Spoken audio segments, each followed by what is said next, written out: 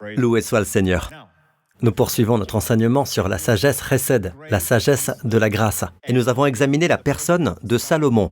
Mais souvenez-vous de ceci, il y a certaines personnes qui pensent encore que Salomon avait un cerveau spécial. Vous savez, récemment, j'étais assis en compagnie d'un dirigeant juif, un homme d'État, un homme éminent. Et je lui ai demandé, pourquoi, selon vous, le peuple juif est capable d'exploiter cette puissance cérébrale? En fait, il n'a pas de réponse. Il dit par nécessité, mais en fait, il y a beaucoup de communautés qui s'enferment également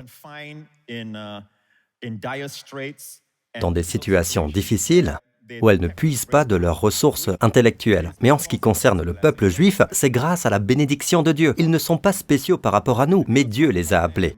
Et parce que Dieu les a appelés, Dieu est apte à relâcher dans leur vie quelque chose qu'il a donné à Salomon. C'est ce qu'on trouve dans 1 Roi 4. Il est dit « Et Dieu donna à Salomon de la sagesse et une très grande intelligence, et un cœur large comme le sable qui est sur le bord de la mer. » Et la sagesse de Salomon était plus grande que la sagesse de tous les fils de l'Orient et toute la sagesse de l'Égypte. Et il était plus sage qu'aucun homme, plus qu'Étan, l'Ezrakite et qu'Éman et tout le reste. Et la Bible dit que tous les hommes venaient écouter la sagesse de Salomon. Elle nous dit très clairement que Dieu donna la sagesse à Salomon. Et c'est ainsi que Salomon a reçu sa sagesse. Alors, vous et moi pouvons nous réjouir, parce que si Dieu la lui a donnée, Dieu peut nous la donner. Puis-je avoir un bon amen? De toute évidence, la sagesse de la part de Dieu n'est pas cultivée par l'éducation. Et la Bible nous enseigne, regardons, si Dieu donna à Salomon, où est-ce que ce don eut lieu? Comment parvient-elle à nous? Dans le chapitre 2 de Proverbes, il est dit « Car l'Éternel », lisons tous ensemble, « Car l'Éternel donne la sagesse, de sa bouche procède la connaissance et l'intelligence. » Le Seigneur donne quoi? La sagesse. Maintenant, les trois mots suivants disent, dites-les ensemble, de... Encore. Encore. De sa bouche. La Bible est inspirée par Dieu. La Bible est inspirée par Dieu. 2 Timothée 3 nous dit, « Mais les hommes méchants, descendons au verset 16. Toute l'Écriture est inspirée de Dieu. » Le mot « inspiration de Dieu » est le mot « théos ». Le mot « théos » signifie Dieu, gnostos, qui est inspiré. Toutes les Écritures de la Bible sont inspirées par Dieu. Et Dieu a créé l'homme à partir de la poussière du sol. C'est son corps.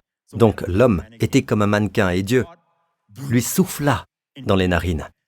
Et l'homme devint une âme vivante. C'est le souffle de Dieu qui a fait de l'homme une âme vivante. Et toutes les Écritures sont inspirées par Dieu. C'est pourquoi l'homme ne vivra pas de pain seulement, mais de toute parole qui sort de la bouche de Dieu. Si ceci est inspiré par Dieu, alors notre existence même, notre vie, et même notre santé dépendent de la parole de Dieu.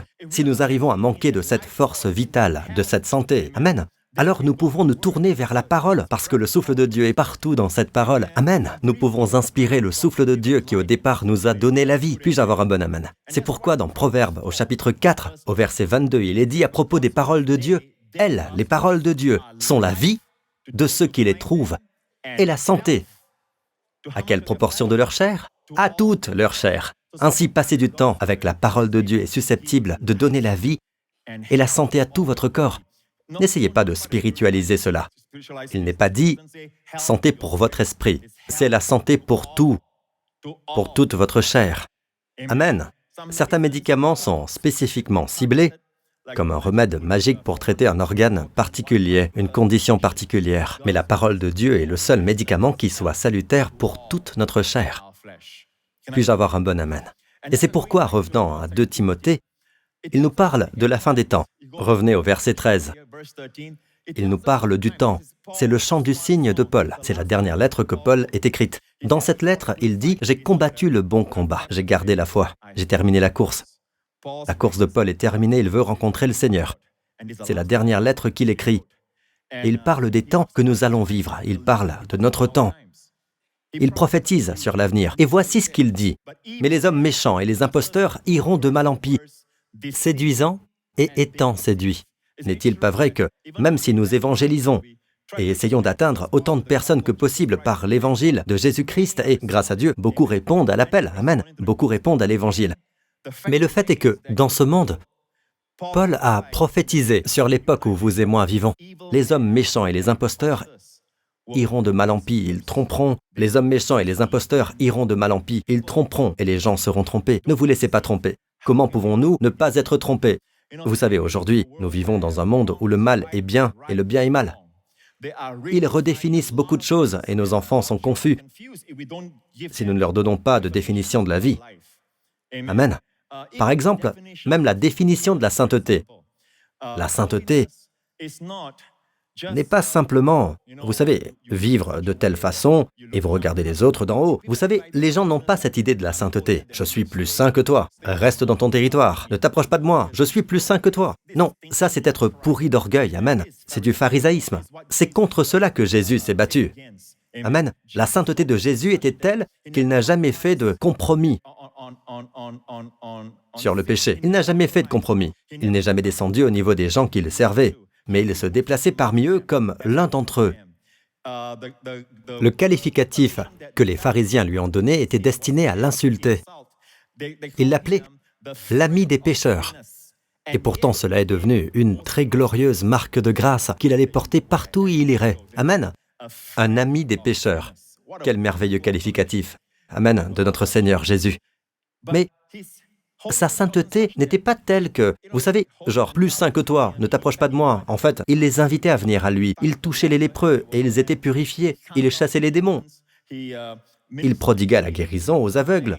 Il ressuscita les morts et se déplaça parmi eux, les bénissant, les guérissant, toujours à restaurer, toujours à relever, toujours encourager, toujours en train de leur montrer Dieu, comment véritablement est Dieu. C'est cela la sainteté. La sainteté est rareté. Le contraire de la sainteté n'est pas le péché. Le contraire de la sainteté est d'être ordinaire. C'est la banalité. Ainsi, lorsque Dieu dit « je vous rends saint », même en hébreu, le mot « kadosh » et en grec, pour la sainteté, « hagios » signifie « mis à part ». Il y a des choses dans votre maison qui sont si spéciales à vos yeux que vous les mettez à part, sous clé. Amen. Même les vêtements que vous aimez, vous les séparez des autres parce que vous savez qu'ils ne doivent pas être froissés comme les autres. Ils sont spéciaux et tout cela parce que vous les valorisez. Eh bien, sainteté signifie mise à part pour les desseins et les plans de Dieu. D'accord? Ce n'est pas une attitude plus saint que toi. En fait, il s'agit d'être princier, d'être les fils et les filles de Dieu. Dieu dit, vous êtes maintenant des fils et des filles de Dieu. Conduisez-vous d'une façon digne de cet appel. Dieu vous a appelé pour l'appel céleste. Lorsque les gens vous côtoient, ils sentent qu'ils sont avec quelqu'un qui dégage l'atmosphère céleste. Et pourtant, cette personne est accessible, la personne est familière. Mais il y a quelque chose qui ne compromet pas la moralité ou l'atmosphère morale de ce jour-là. Comprenez-vous ce que je dis? Puis-je avoir un bon amen? Le Seigneur donne donc la sagesse. Amen. Et il est dit ceci, que devez-vous faire lorsque vous êtes dans un monde de déception et de tromperie? Mais toi, demeure dans les choses que tu as apprises et dont tu as été pleinement convaincu, sachant de qui tu les as apprises et que dès l'enfance, tu connais les saintes lettres. Paul écrit à Timothée et lui dit, vous vous rappelez de cela? D'accord? Dès l'enfance, tu connais les saintes écritures, la parole de Dieu, les saintes écritures qui sont inspirées de Dieu. Les saintes écritures peuvent te rendre sage, à salut, par la foi, qui est dans le Christ Jésus. Et le mot grec qui signifie « capable » de vous rendre sage. Le mot pour « capable » est l'origine des mots français « dynamite »,« dynamique »,« dynamo ». Cela vient du mot « dunamis ». Il est capable de vous dynamiser en sagesse. Il est capable de vous habiliter, capable de vous rendre sage. En fait, le mot « rendre sage » est un mot grec, « sophizo », « sophizo ». Le mot « sophia » dans la forme du verbe est sophizo. Il est capable de vous rendre sophia. Il peut vous rendre sage. D'ailleurs, le mot hébreu pour sophia est chokma, la sagesse. Le mot le plus fréquemment utilisé pour désigner la sagesse dans l'Ancien Testament est chokma. Dans la traduction grecque, la Septante de l'Ancien Testament, là où il y a chokma, il dit sophia. D'accord? Sophia est chokma en hébreu, c'est-à-dire la sagesse que Dieu donne. Maintenant, il y a la sagesse que Dieu donne au monde, aussi pour gouverner la terre, pour gouverner les nations, pour trouver des idées novatrices, pour améliorer la vie de l'humanité. Vous savez, il y a une sagesse que Dieu fait tomber la pluie sur les justes et les injustes. Son soleil brille sur les justes et les injustes. Mais il y a une sagesse que Dieu ne donne qu'à ses enfants. Et cela vient des Écritures qui sont capables de vous rendre sages. Sages, qui peuvent te rendre sage. À quoi? À salut par la foi, qui est dans le Christ Jésus. Vous rendre sage pour le salut par la foi en Christ. Maintenant, écoutez, beaucoup d'entre nous pensent que, c'est seulement dans ce but, pour nous amener à une connaissance salvatrice de Jésus, et puis c'est fini. Non, non, non, ce verset ne parle pas seulement d'une connaissance salvatrice. Le mot « salut » est un mot qui englobe tout. C'est le mot pour la guérison.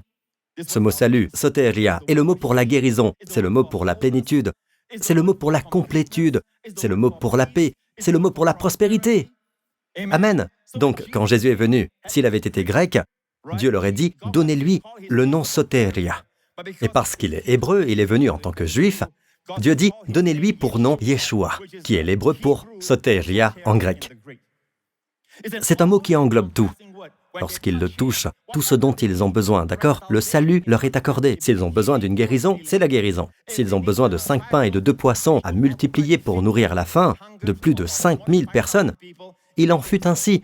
Quel que soit le besoin, le salut était là pour y répondre. Puis-je avoir un bon amen? Ainsi, la parole de Dieu, lorsque vous y consacrez du temps, elle est apte à vous rendre sage, vous sophiso à tout le salut. Ce mot riche, salut, que vous ayez besoin d'une guérison, que vous ayez besoin d'un approvisionnement dans votre vie, elle est capable de vous rendre sage. Pour cela, et libérer la foi en vous, la foi en Christ, n'est-ce pas merveilleux? Amen. Puis-je avoir un bon amen? La parole de Dieu est donc capable de te rendre sage, à salut par la foi qui est dans le Christ Jésus. Supposons qu'un jour, vous lisiez la parole de Dieu, non seulement elle a un effet sacré, un effet sanctifiant, quelquefois vous pouvez le sentir, mais ne vous fiez pas aux sensations. Lorsque vous êtes malade, la meilleure chose à faire est de passer du temps dans la parole, surtout à la maison, n'est-ce pas? Ou parfois à l'hôpital. R-A-L, se reposer au lit, repos au lit. R-C-A-L, repos complet au lit. Vous avez tout le temps de lire. Amen. Vous pouvez vous détendre, vous pouvez simplement lire. Et dans le monde où nous vivons aujourd'hui, vous pouvez lire même dans l'obscurité. Vous savez, sans déranger votre femme ou votre mari, sans déranger votre conjoint. Mais la lecture est un art qui se perd. Lorsque vous passez du temps à lire la parole de Dieu, cela a un effet sur votre vie, un effet thérapeutique et de guérison.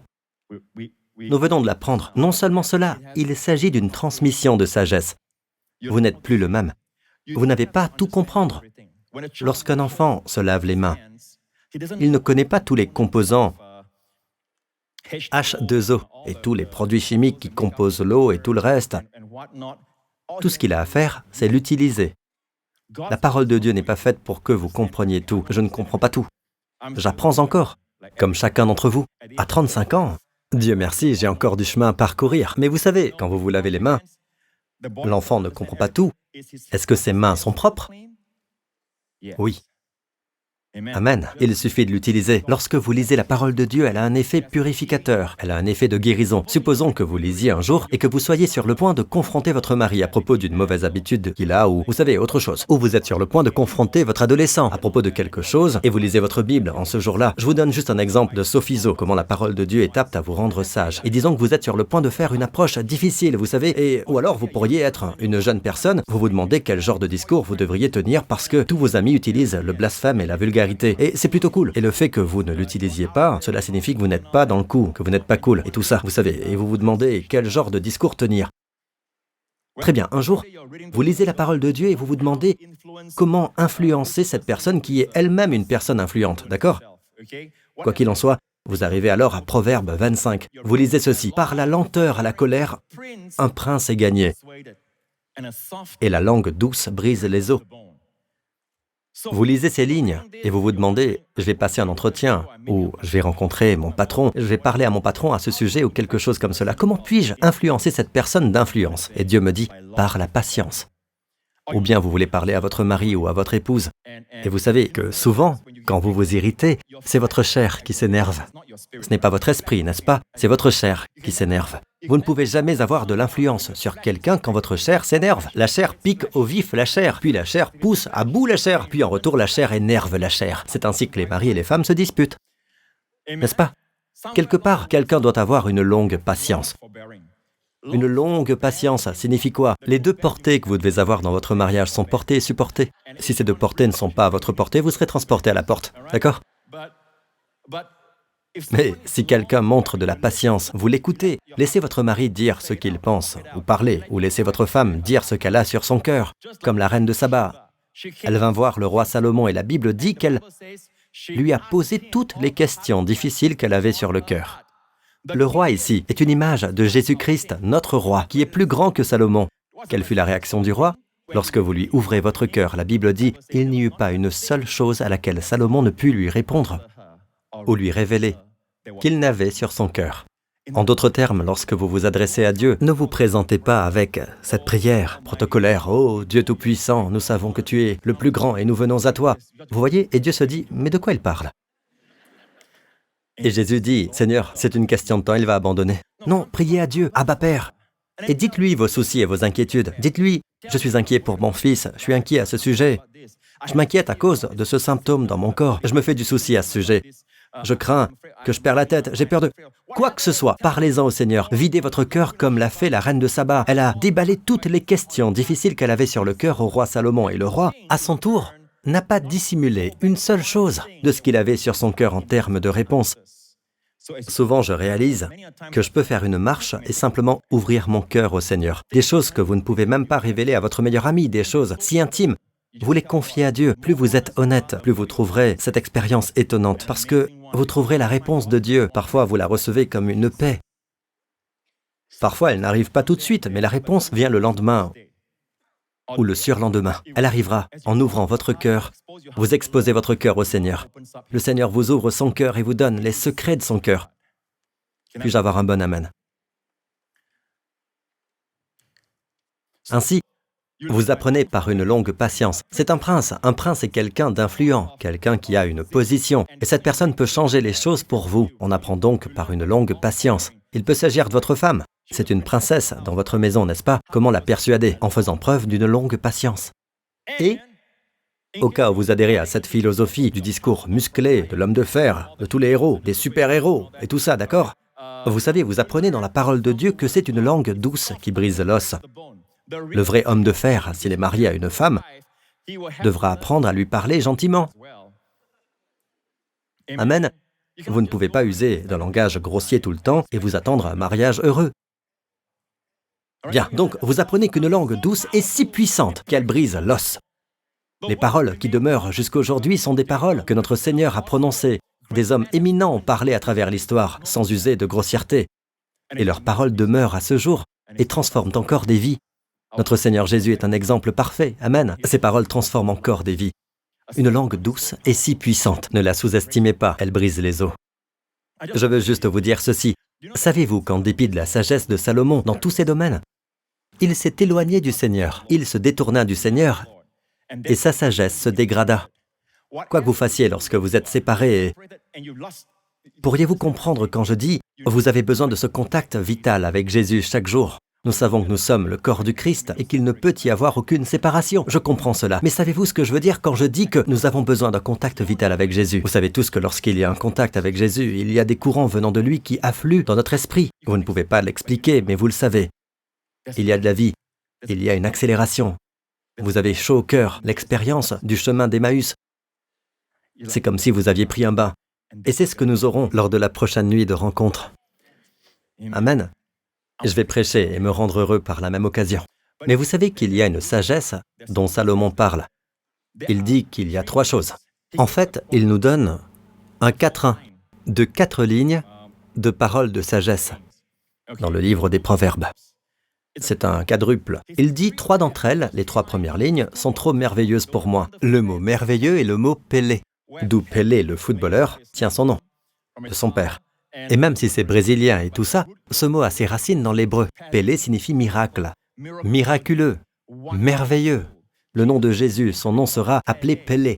Son nom sera appelé conseiller merveilleux, littéralement Pelé. Ici, Salomon dit, 3 d'entre eux, c'est trop merveilleux pour moi. Pelé. D'accord? Cela me dépasse. Il faut un miracle pour comprendre. Puis il dit, le 4e, je ne comprends pas. Le 4e, je ne comprends pas. Je veux donc vous lancer à tous un défi. Là maintenant, je veux vous lancer à tous un défi. Pouvez-vous comprendre ces 4-là? D'accord? Ceux d'entre vous qui ont entendu le premier service et qui sont ici, vous êtes hors concours, d'accord? Les 4 premiers. Voyons le quadruple dans Proverbe 30. Il y a 3 choses qui sont trop merveilleuses pour moi, même 4 que je ne parviens pas à connaître.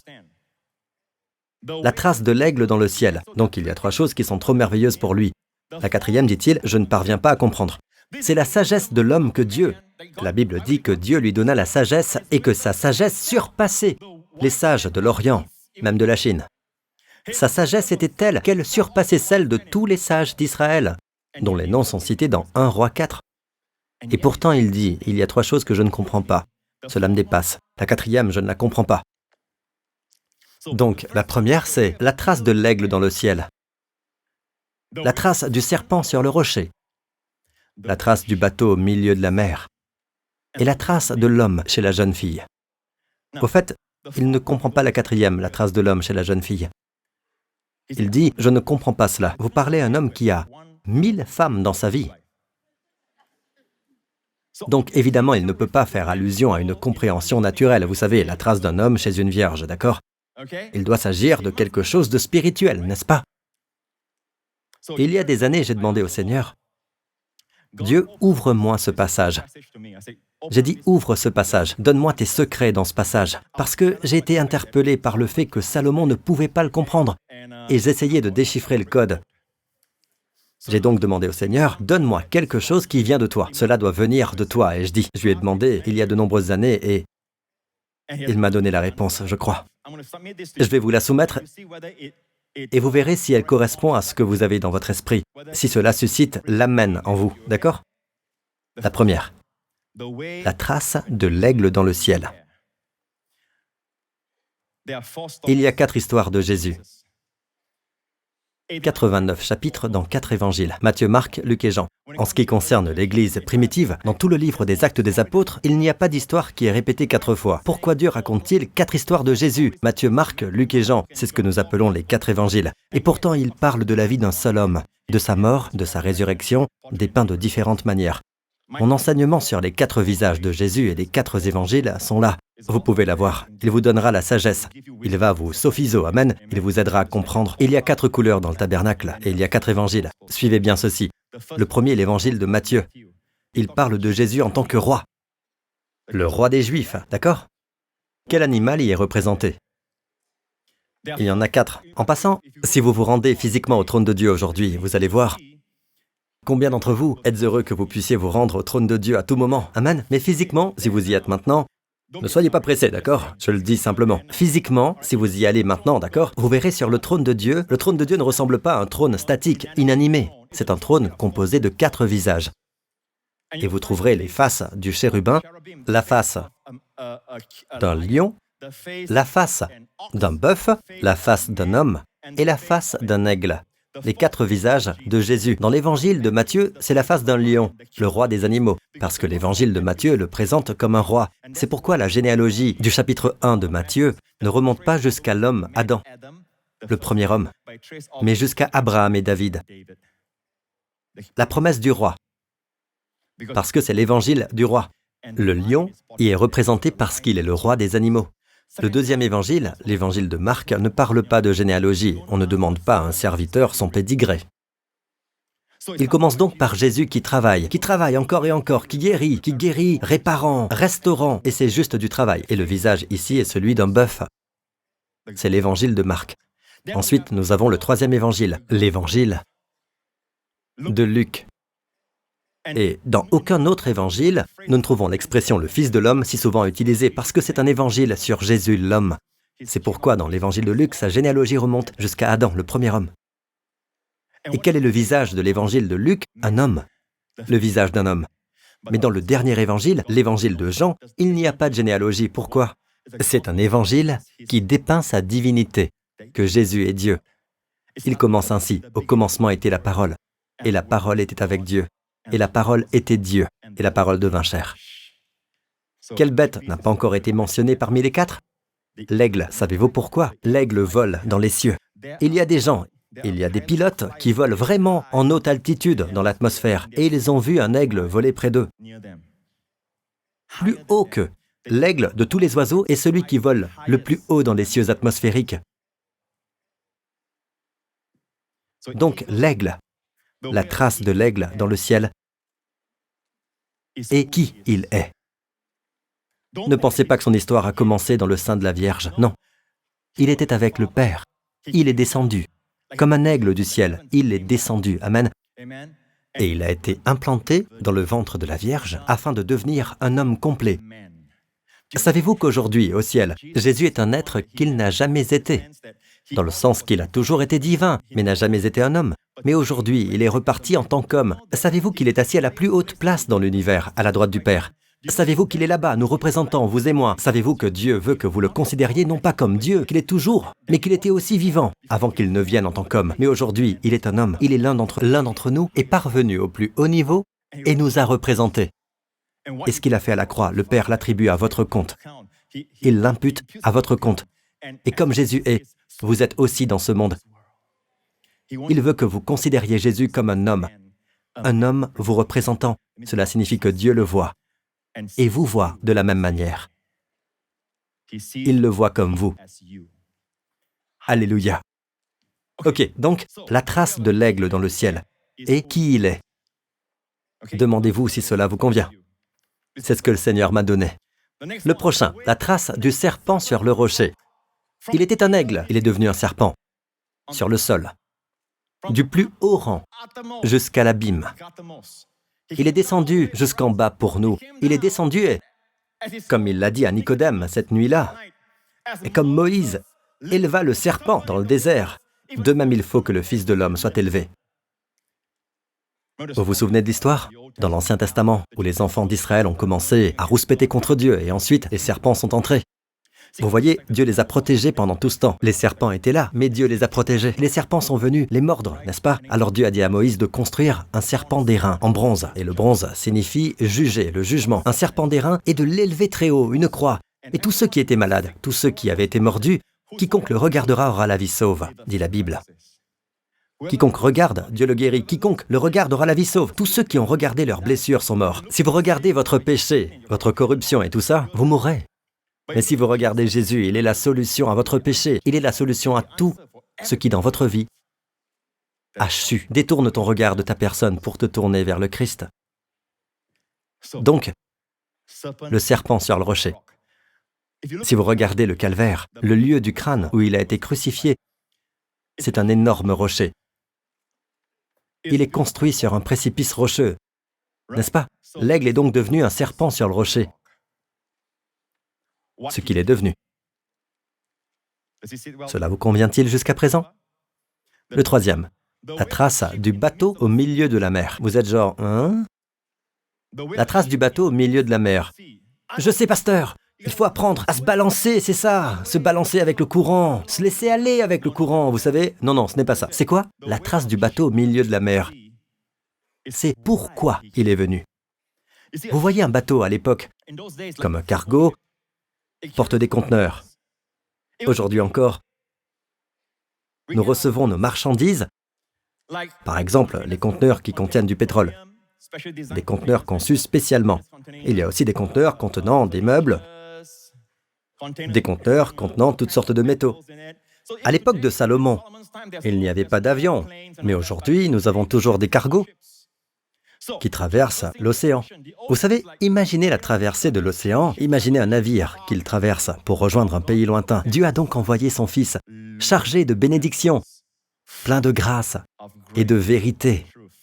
Tout comme le Père a envoyé David à la rencontre de Goliath. David était un type de Christ, il est venu avec du pain. Jésus est venu, maintenant, maison du pain de Bethléem. Il est venu avec des bénédictions pour son peuple et il a vaincu un plus grand Goliath pour vous et moi, n'est-ce pas? Jésus est donc venu sur cette terre avec plein de bénédictions pour nous. Bien que les hommes l'aient rejeté, à ceux qui croyaient, Dieu a donné le pouvoir de devenir des fils de Dieu. Il est venu comme ce cargo. Il a traversé l'océan, amen, d'un pays lointain, du ciel à la terre, d'un aigle à un serpent. C'est énorme. C'est loin. Oh oui, il vient de loin. C'est incroyable. Amen, ce qu'il est devenu. Pourquoi il est venu? Et la dernière, c'est quoi? Salomon dit, je ne comprends pas. Cet homme qui a 1000 femmes, des concubines, des colombines, des épouses. Il dit, je ne comprends pas, et la trace de l'homme chez la jeune fille. Il est évident qu'il ne se réfère pas au sens propre, n'est-ce pas? Maintenant, je vous garantis que vous avez la sagesse de Dieu. Savez-vous pourquoi?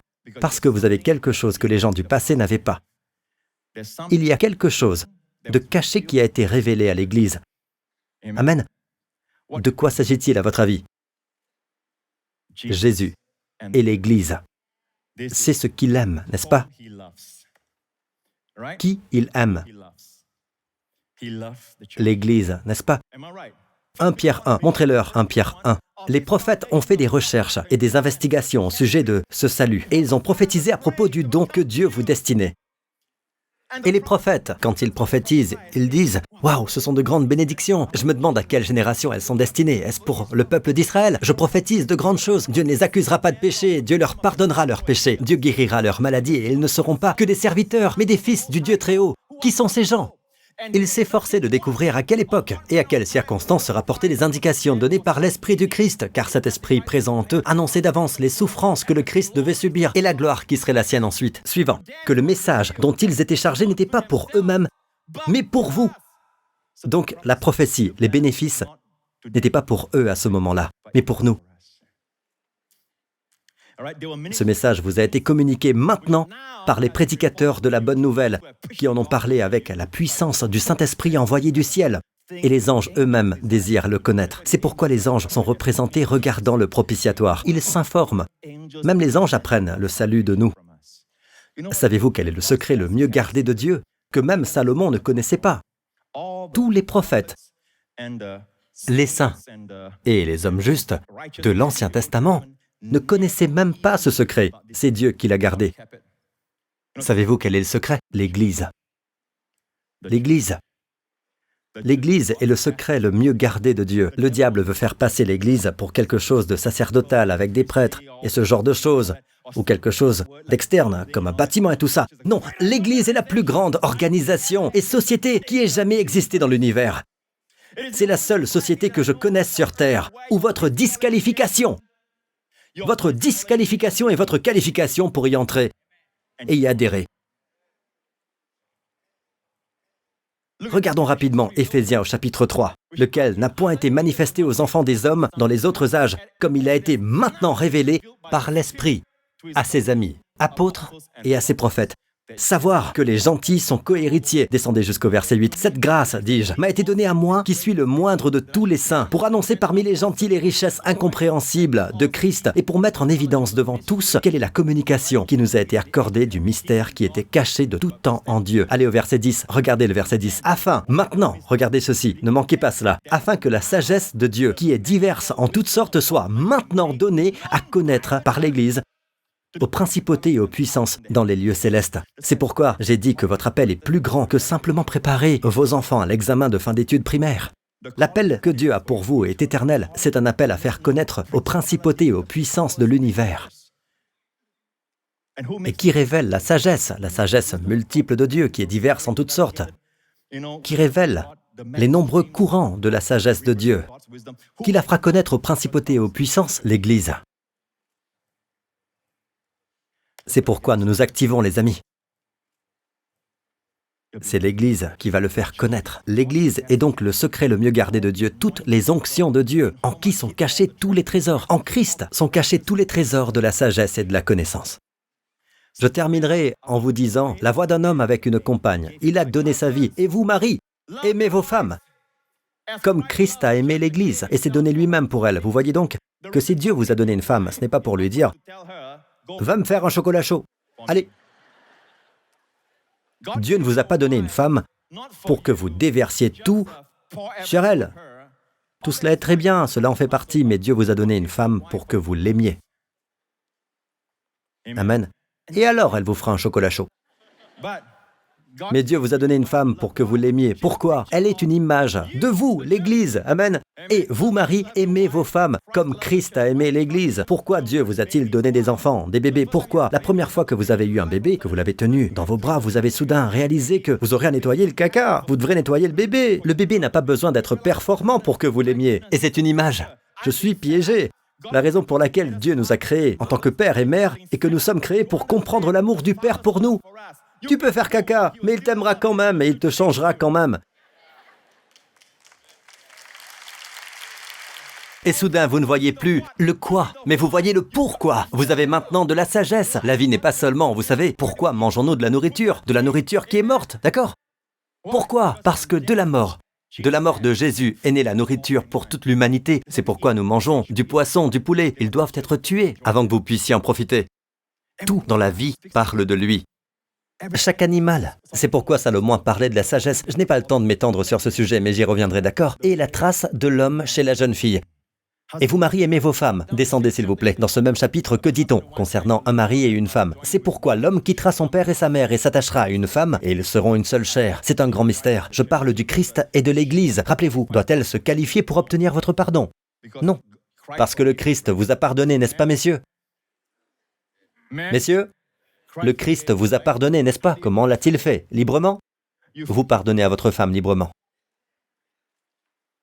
Pas beaucoup de amen. Je vais réessayer. Vous pardonnez librement à votre femme. Amen.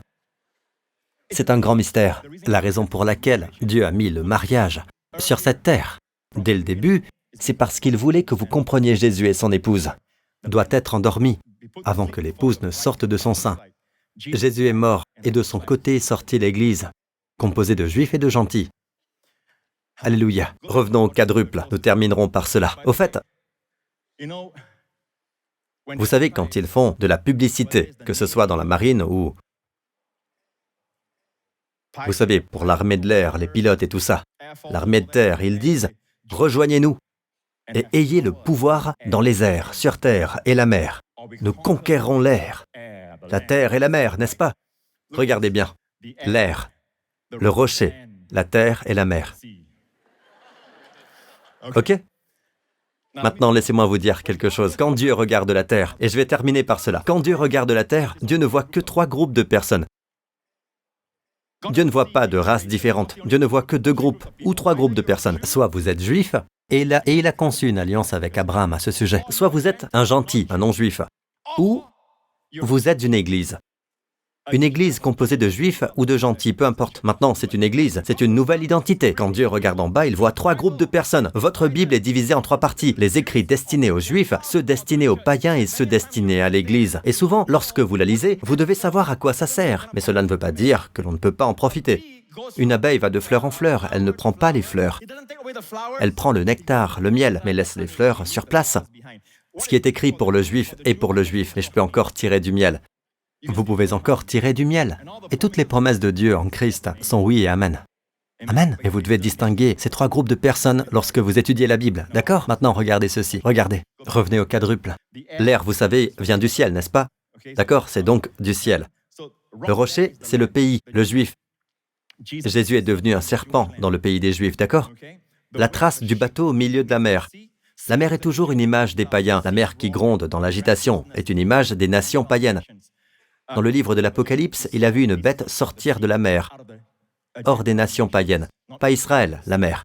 Israël est toujours la terre, et finalement, est la trace de l'homme chez la jeune fille, l'Église. Est-ce que ce quadruple vous convient-il dans votre esprit? Témoigne-t-il avec nous?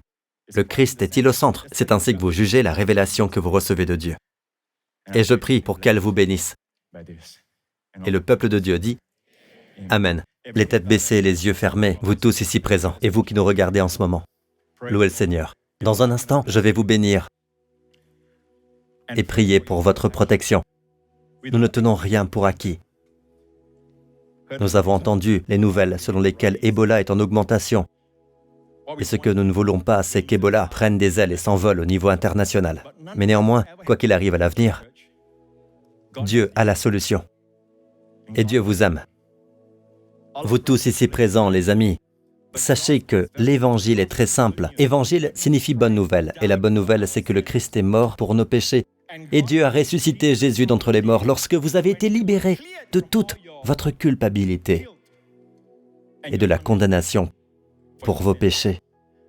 L'idée que, si vous n'aviez pas été racheté, le Christ n'aurait pas été ressuscité.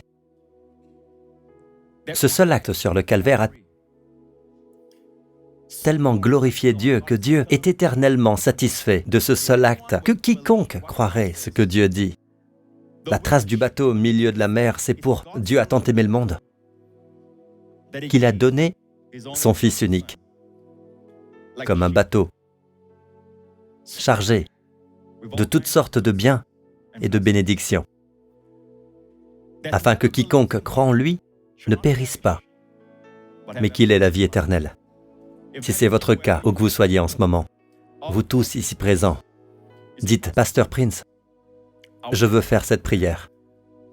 Je veux mettre ma confiance en Christ, qui est mort pour mes péchés. » La Bible dit « celui qui croit, non pas celui qui accomplit, non pas celui qui observe les 10 commandements, pas celui qui sert Dieu, mais celui qui croit. » Tout ce qu'il faut, c'est que vous croyiez que ce que Dieu dit de son Fils et ce que son Fils a fait pour vous est vrai. Vous dites « Amen » à cela, et la vie éternelle est à vous.